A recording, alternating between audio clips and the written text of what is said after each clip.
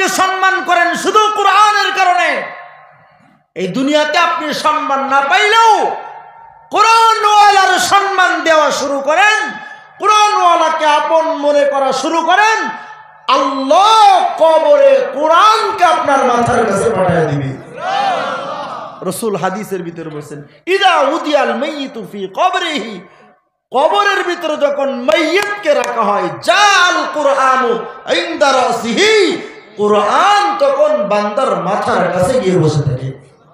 এজন্য ভাই কোরআন নিজেও কোরআনের সঙ্গে লাগান, কোরআনওয়ালাদের সাথে নিজেকেও সম্পর্ক জোড়েন, নিজের সম্পর্ক গভীর করেন। এজন্য ওমর রাদিয়াল্লাহু আনহু বলেন, আযযানাল্লাহু বিল ইসলাম, আল্লাহ আমাদেরকে সম্মান দান করেছেন কোরআনের মাধ্যমে, ইসলামের মাধ্যমে। ওমর রাদিয়াল্লাহু আনহু শুধু মুখে বলেছেন তাই নয় ভাই, আপনারা নারাজ হচ্ছেন? শুধু কথাই বলে নাই, কাজেও বাস্তবে ওমর রাদিয়াল্লাহু আনহু প্রমাণ করেছেন। এই বাচ্চারাই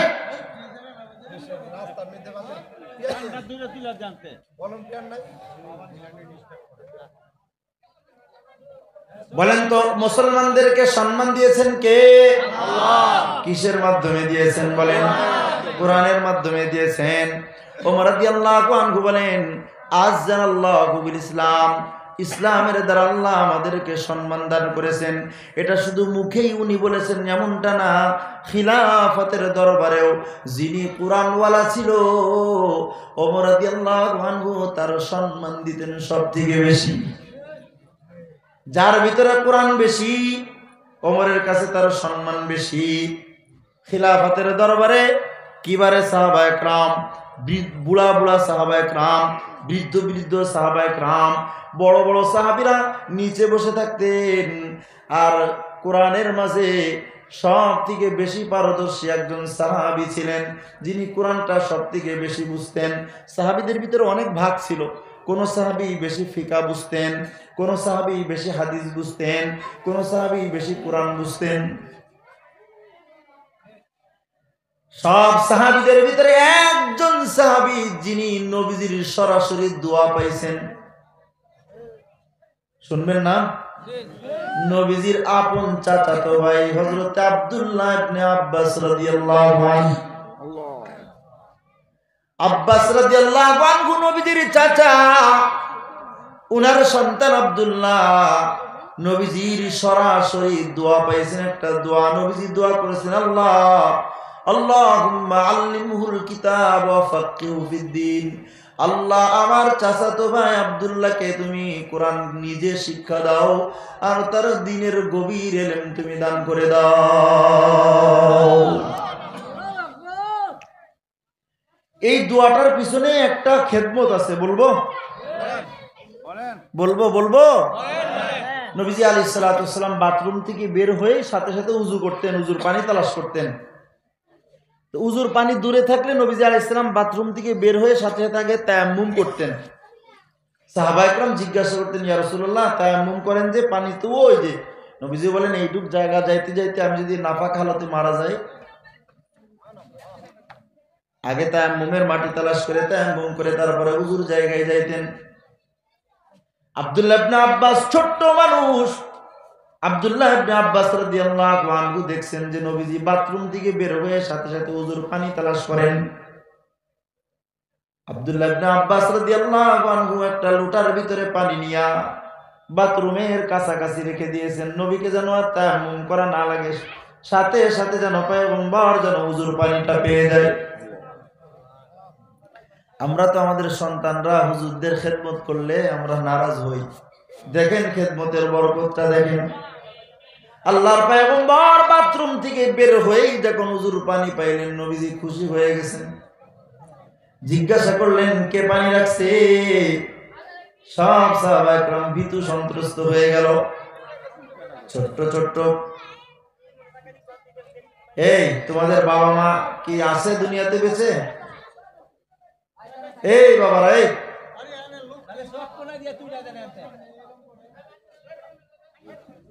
কি আজব অবস্থা।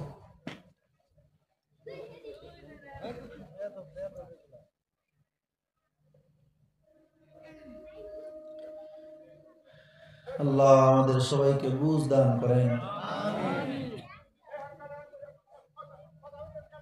আল্লাহর পয়গম্বর যখন বাথরুম থেকে বের হয়ে হুজুর পানিটা পাইলেন তো নবীজি খুশি হয়ে গেছেন। জিজ্ঞাসা করলেন পানি কে রাখছো?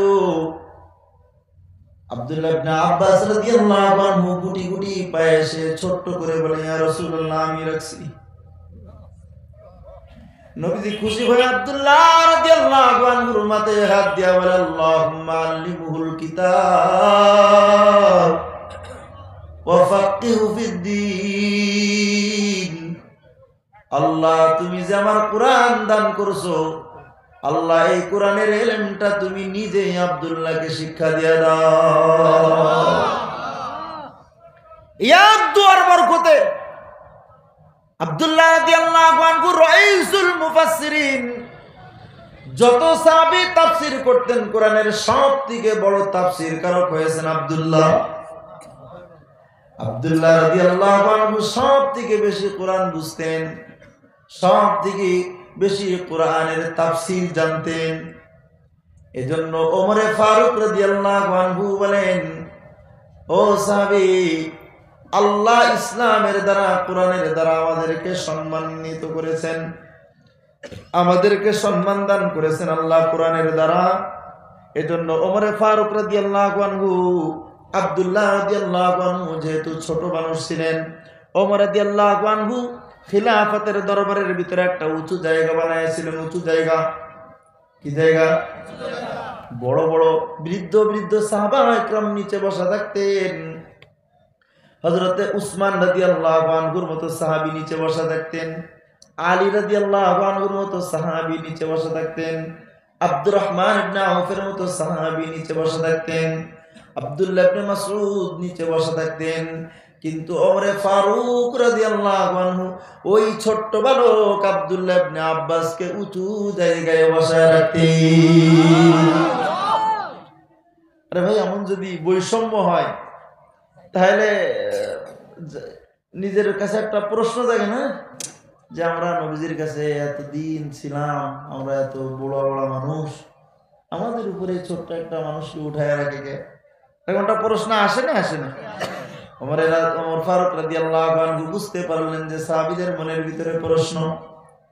সাহাবা একরাম রাদিয়াল্লাহু আনহুর প্রশ্নের জবাব দেওয়ার জন্য একদিন জমজমাট খিলাফতের দরবার, বড় বড় সাহাবা একরাম রাদিয়াল্লাহু আনহু নিচে বসা আছেন, আব্দুল্লাহকে ওমরে ফারুক উঁচু জায়গায় বসায় রাখছেন। উঁচু জায়গায় বসায় রাখার পর ওমরে ফারুক রাদিয়াল্লাহু আনহু খলিফা নির্দিষ্ট একটা জায়গায় বসে এবার সাহাবা একরামকে বলে, ও সাহাবীরা, ইদা জাআ নাসরুল্লাহি ওয়াল ফাতহ, এই সূরা আপনারা জানেন না? ইদা জাআ নাসরুল্লাহি ওয়াল ফাতহ, এই সূরাটা সব সাহাবীদের সামনে দিয়া ওমরে ফারুক রাদিয়াল্লাহু আনহু বলেন, এবার তোমরা তাফসীর করো দেখি। কোন কোন সাহাবী অল্প অল্প তাফসীর করলেন। সর্বশেষ হযরত ওমরে ফারুক রাদিয়াল্লাহু আনহু ওই যে আব্দুল্লাহ উঁচু জায়গায় বসা আছেন, আব্দুল্লাহ ইবনে আব্বাস রাদিয়াল্লাহু আনহুমাকে ওমরে ফারুক ডাক দেয়া কয়, আব্দুল্লাহ, এই সূরার তুমি তাফসীর করো দেখি। আব্দুল্লাহ ইবনে আব্বাস রাদিয়াল্লাহু আনহু সব সাহাবা একরাম নির্দিষ্ট কিছু সময় ধরে তাফসীর করেছে, আর আব্দুল্লাহ ইবনে আব্বাস রাদিয়াল্লাহু আনহু বহু সময় ধরে এক সূরার তাফসীর করেছে। উনি যখন তাফসীর করতেছিলেন, বড় বড় সাহাবীরা মাথাটা নিচু জায়গায় নিচু করে বলতেছিলেন, হাই হাই, এই তাফসীর তো আমরা জীবনে কোনোদিন শুনি নাই।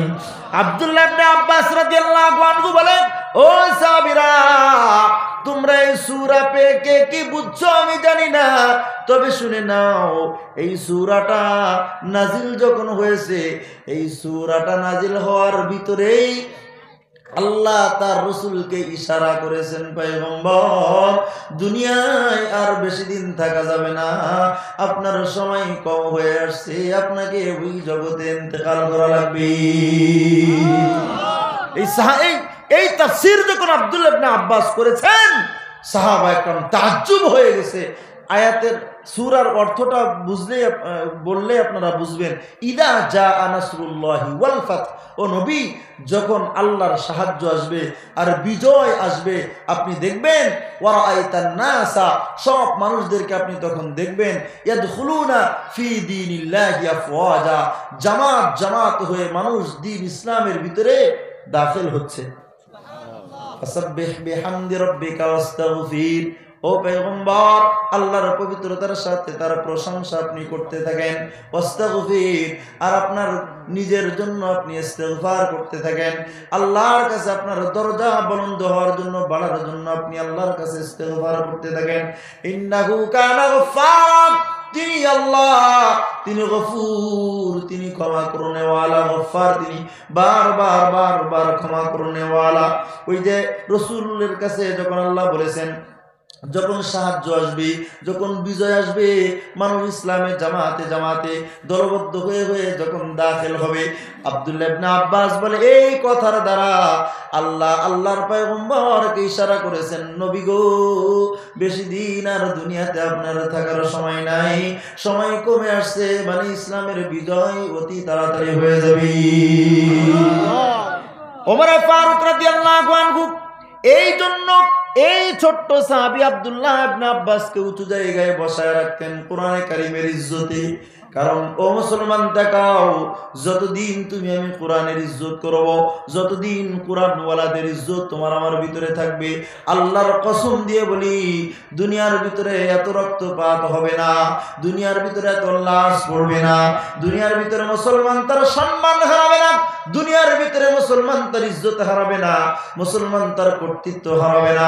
যেদিন থেকে মুসলমানদের কাছ থেকে কোরআন আর কোরআনওয়ালাদের আজমত মহব্বত সম্পর্ক ছিন্ন হয়ে গেছে, ওই জন্য ওই দিন থেকে মুসলমানরা নির্যাতিত আর নিপীড়নের শিকার। আপনারা একটা জবাব দেন আমার, আগের জামানায় এখন যে মিছিল মিটিং এ এত লাশ পড়ে, আগের জামানায় কি এত লাশ পড়তো? এক মুসলমান মারছে রাজা গৌরগোবিন্দ। কয় মুসলমান?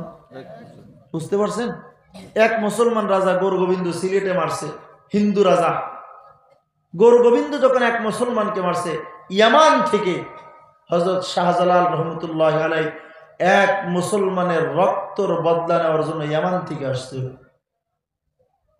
আর আজ তো মুসলমান রাস্তাঘাটে, হাটে, বাজারে, বিমানে, বন্দরে, কত জায়গায় পড়ে, কারোর কোনো খবর নেই।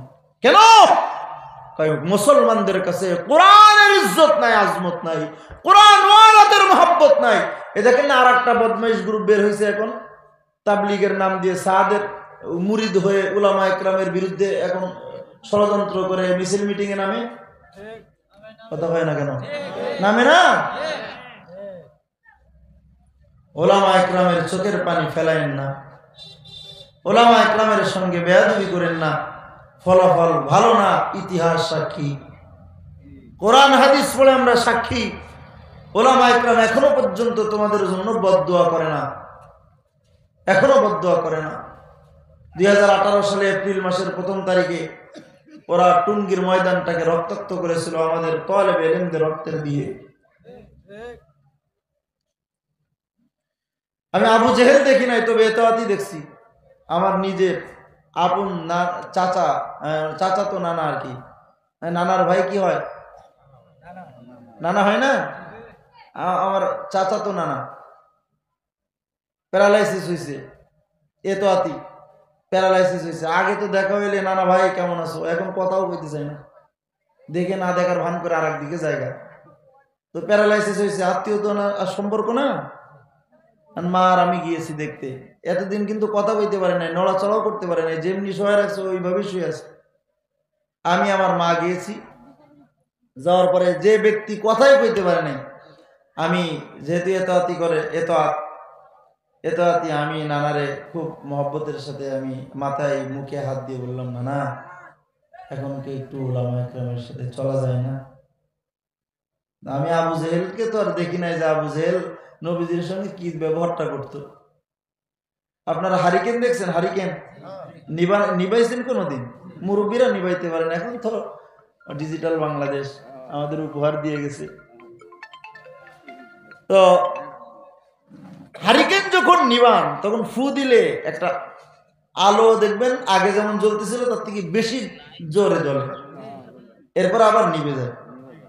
আমি যখন নানারে মাথায় হাত দিয়ে মুখে হাত দিয়ে বলছি, না একটু ওলামা ইকরামের সাথে চলা যায় না, কিসের অসুস্থতা, ওই হালতে আমার সাথে ইখতিলাফ করা শুরু করছে, ঝগড়া করা শুরু করছে। আমি বললাম, মা আবু জেহেলকে তো দেখি নাই, তোমার চাচারে দেখছি। মুহতারাম হাজিরিন, ওলামা ইকরামকে কদরদানি করেন শুধু কোরআনের কারণে, ওলামা ইকরামকে সম্মান করেন শুধু কোরআনের কারণে। এই দুনিয়াতে আপনি সম্মান না পাইলেও কোরআনওয়ালার সম্মান দেওয়া শুরু করেন, কোরআনওয়ালাকে আপন মনে করা শুরু করেন, আল্লাহ কবরে কোরআনকে আপনার মাথার কাছে পাঠিয়ে দিবে। রাসূল হাদিসের ভিতরে বলেছেন, ইদা উদিয়াল মাইয়িতু ফি কবরিহি, কবরের ভিতরে যখন মাইয়িতকে রাখা হয়, জাল কুরআনু ইনদা রাসিহি, কুরআন তখন বান্দার মাথার কাছে গিয়ে বসে থাকে।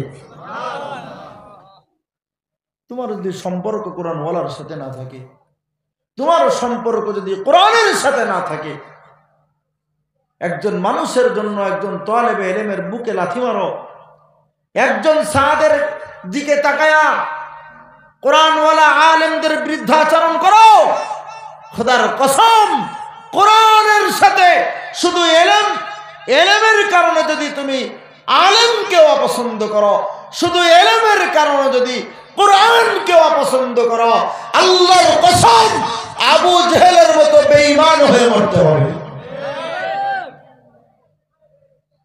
আর যতদিন কোরআন এবং কোরআনওয়ালাকে ইজ্জত দিবেন, আল্লাহ অন্ধকারে থাকলে স্বর্ণের মানুষ বানায় দিবে, জাহালাত মূর্খতার ভিতরে থাকলে কোরআন আর কোরআনওয়ালাকে আঁকড়ায় ধরার চেষ্টা করেন, আল্লাহ রক্তের দাম বাড়ায় দিবে, রক্তের দাম বাড়ায় দিবে। এই এর উপরে যদি আমি এখন বলতে যাই, অনেক সময় বলতে পারবো ইনশাআল্লাহ আপনাদের দোয়াতে। নবীজি আলাইহিস সালাম সাহাবা একরামের কথা বলেছেন, এই যুগটা দামি যুগ। কেন? সাহাবা একরাম কোরআনওয়ালাকেই কি করতেন বলেন, ভুলে গেছেন? সাহাবা একরাম কোরআনওয়ালাকেই বেশি সম্মান করতেন। ওমরে ফারুক রাদিয়াল্লাহু আনহু কাকে সম্মান করেছেন? কোরআনওয়ালাকে বেশি সম্মান করেছেন। এরপরের আরেকটা যুগ আছে তাবিঈনদের যুগ। নবীজি এই যুগের কথাও বলেছেন যে খায়রুল কুরুনি করনি, আমার যুগ শ্রেষ্ঠ যুগ, সুম্মাল্লাযীনা ইয়ালুনাহুম, এরপরে আমার সাহাবীদের যুগ, সুম্মাল্লাযীনা ইয়ালুনাহুম, এরপরে তাবিঈনদের যুগ দামি যুগ। এই তিন জামানার ভিতরে কোরআনের দাম ছিল সবথেকে বেশি। কোরআনওয়ালাদেরকে ওনারা সম্মান করতেন, ইজ্জত দিতেন। আমি যদি আপনাদের বলতে চাই তাহলে এখন লম্বা একটা ঘটনা বলতে পারবো। সাঈদ ইবনুল মুসাইয়িব তাবিঈনদের ভিতরে যিনি সবথেকে বড় সরদার ছিলেন সাঈদ। মসজিদে নববীর ভিতরে 40 বছর ইমামতি করেছেন সাঈদ ইবনুল মুসাইয়্যিব।